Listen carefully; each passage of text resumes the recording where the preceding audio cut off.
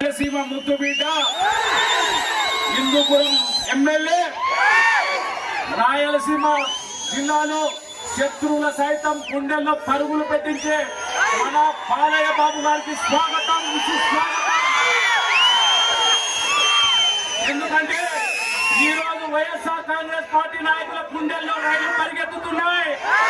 రాబోయే రోజులలో Telugu Desam party, Janasena, BJP కూటమి ఒక భారీ విజయంతో ముందుకు రాబోతుంది. ఎందుకంటే ఒక శత్రువును అంతం చేయాలంటే మొత్తం అందరం కూడా కలిసికట్టుగా ముందుకు పోయి వ్యతిరేక ఓటు చీలకూడదు. ఒక అనుభవజ్ఞుడైనటువంటి మన ప్రియతమ నాయకుడు తెలుగుదేశం పార్టీ జాతీయ అధ్యక్షుడు నారా చంద్రబాబు నాయుడు గారైతే ఈ రాష్ట్రాన్ని బాగుపరుస్తాడని అందరూ ఏకగ్రీవంతో తీర్మానం చేసుకొని ఈ రోజు మనం వైఎస్ఆర్ కాంగ్రెస్ పార్టీని అంతమోదించడానికి ముందుకెళ్తున్నాం. ఇక ఇదే నందికొట్కూరు నియోజకవర్గంలో 2004లో తెలుగుదేశం పార్టీ ఇక్కడ గెలవలేదు.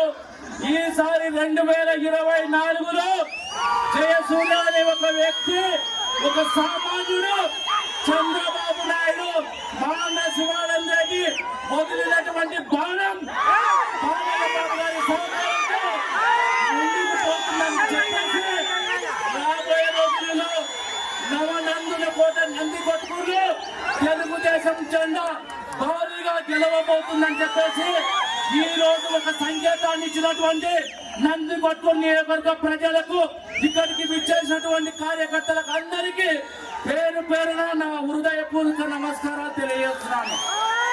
ఎందుకంటే ఇదే నియోజకవర్గంలో గతంలో చంద్రబాబు నాయుడు గారు ముచ్చుమరి లిఫ్ట్ ఇరిగేషన్ పూర్తి చేయడం అయింది.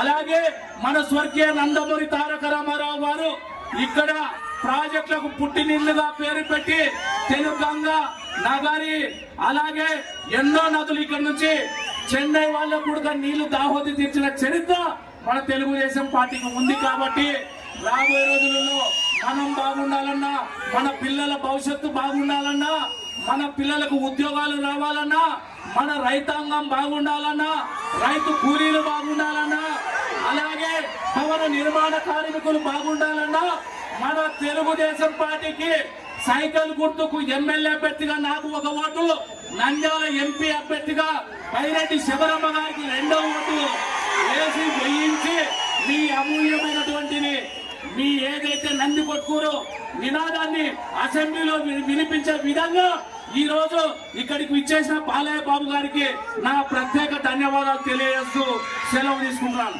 Thank you sir. మీ అండ ఉండాలి. ఇక్కడ జెండా ఎగరేసుకొని వచ్చి నిన్ను అసెంబ్లీలో కలుస్తానని చెప్పేసి ఈ సందర్భంగా తెలియజేస్తున్నాను. దానికి మీ అందరి సహాయ సహకారాలు ఉండాలని ప్రతి ఒక్కరికి పేరు పేరున మీకు పాదాభివందనాలు తెలియజేస్తూ నేను సెలవు తీసుకుంటున్నాను.